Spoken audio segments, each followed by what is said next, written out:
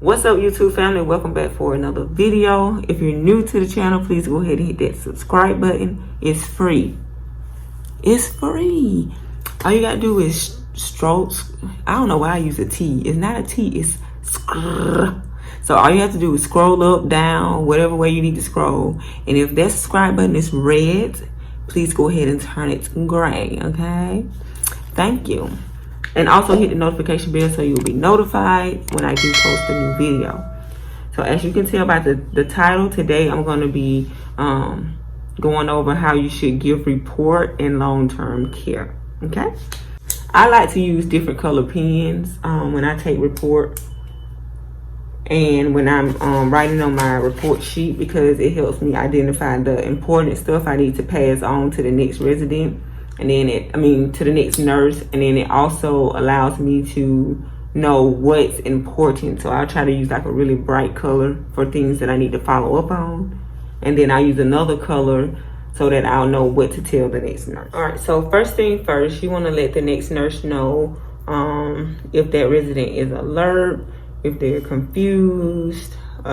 Just let them know what to expect when they get into the room, because if you don't, and then I go in there and start asking questions, and then they're giving me answers that sound about right, but it's not right. It makes sense, but in reality, it's not right. Like this one person I was talking to them, they were giving me, the answer sounded good enough for me, but come to find out, they were all a lie. This resident had told me she had went to Harvard, she went to ASU, and I'm believing her. She told me that she was a nurse. So much stuff this lady had told me. Y'all, months later, I found out that all that was a lie. She was from Florida. She never been outside of Florida. She told me the reason why she was there is because she had a car wreck in Tampa.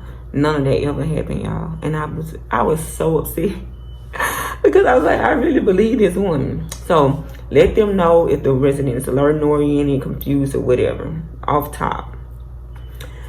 Secondly, you need to let them know how that resident takes their medication. If it's whole, crushed, whole in pudding, whole in applesauce, whatever the case may be, make sure you let them know how they take the medications. You also need to let them know what type of liquids they can drink. If it's thin, well, you don't have to let them know if it's thin, but let them know if it's anything other than thin, like nectar thick, honey thick, no liquids at all. Like, make that known. It's also good to let them know what's their elimination status. So if they're continent, incontinent, or if they have a catheter. It's very important to know those things, because you know, we need to make sure we're letting the CNAs know as well, keeping them up to date so they can change them at a, good time. Don't wait too late to go in and check and see. We don't want them sitting in pee and poop for a long time. So the elimination status is not only good for the nurse, it's good for the CNAs to know as well, so you can pass it along. Because sometimes the CNAs, it's their first time working with them as well, and they'll come and ask you those questions, and you don't want your answer to be, I don't know. So it's good to do that. Let them know if the resident is a diabetic, so you can keep your heads up, especially if they're a really critical diabetic, because we have a lot of people here that runs in the 500s all the time, 600s, 400s. So it's good to let them know if they're diabetic, because you don't want the time to pass by and you're like, oh crap, I forgot to go check the blood sugar, and now it's not even readable on the machine. Because you do get tired of stuff happens and you can't get to certain places at certain times, and maybe you haven't had time to look in the computer. So if the nurse will let you know already up front, hey, they're diabetic, so you can go ahead and check that before you even get too busy. Let the next nurse know if that resident is a fall risk, if they're on 15-minute checks, 30-minute checks, all that stuff. So we can maybe park our cart beside their door, or just let the CNA know, hey, heads up, such and such is a fall risk. Make sure you keep an eye on them. Next, make sure you let them know if they're on any type of special medications like antibiotics. Because with that, you need to make sure you're monitoring the vital signs and just monitoring that resident as a whole to make sure they're not having any adverse reactions to the medication. Make sure their temp is not up. Make sure the medication is actually working. Another thing, if that resident had lab work done, x-rays, any type of procedure done on that shift before, make sure you let them know so we can be looking out for the results, and let them know if they have to get one on their shift, check test, right, or anything. So we can make sure we have the paperwork together, and we can also make sure we get those results and report those to the doctor. Because sometimes they be getting lab work and x-rays and stuff done on the day shift and we know nothing about it. And like I said, it gets really busy, so sometimes you don't get to check the fax machine. So those results are just sitting there and nobody is paying attention to them. And then here it is, 11, 12 o'clock at night, and you're having to call in results because you just checked the fax machine. So it's good to let them know so they can be on the lookout for it. And those are some of the things that I would write in a vibrant color so that I can, you know, see it like, hey, I gotta stop and go check on this. So those are like 8 things that I know for a fact is very important and need to be told in report. And when you're giving a report, make sure you're detailed. Don't be just like such and such, okay, no problem, okay, because you have some nurses that are going to give you too much information. You have some that's going to give you just enough information, and then you have some that's just going to be like, all of them okay, ain't nothing changed. And then when you get in the room, they have dead. That happened to me before. The nurse was like, she okay, no changes. I got down there to the room, y'all, and this woman was not okay. And I hated myself because I didn't go and do my rounds with her at that time because she was not okay, y'all. Her oxygen was low.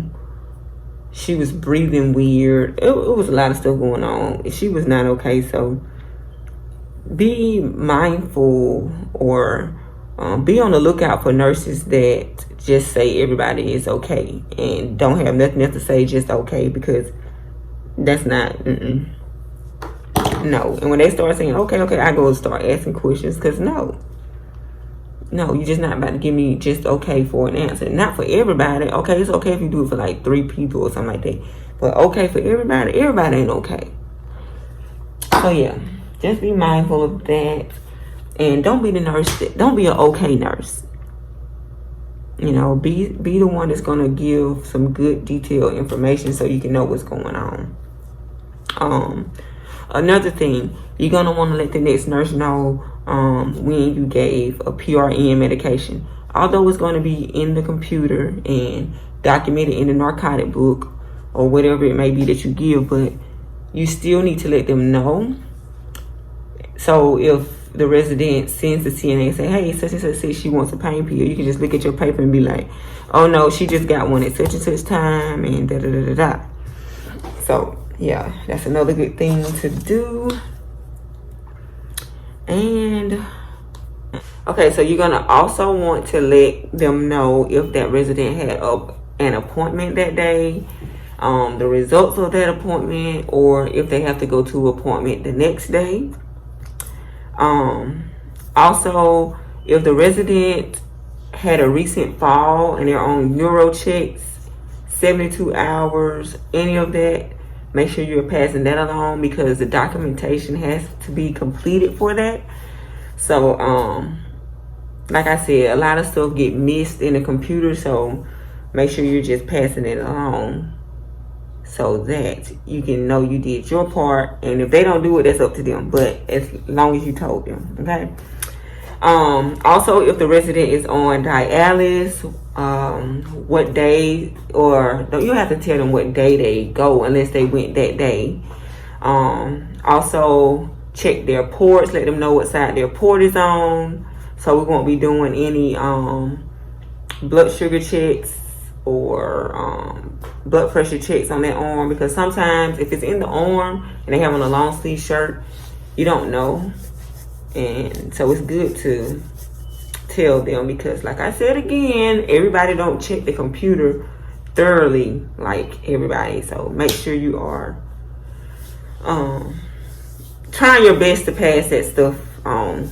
Okay,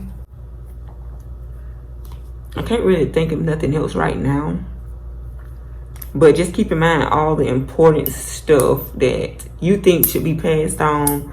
Pass it on. Please pass it on. And then if it's something that you could not do that's very important, need to be done, pass it on. Make sure you let them know, hey, could you do this for me? Because I mean, it's a team. It's a teamwork. Teamwork makes the dream work. So if you can't do it, the next one can do it.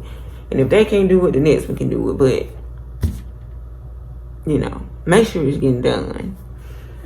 And I think that is about it. I'm sure there's so much more I can say right now, but those are all the things that I had wrote down already. So, yeah, don't be an okay nurse. Make sure you're giving a very detailed report. And, yeah. That's about it.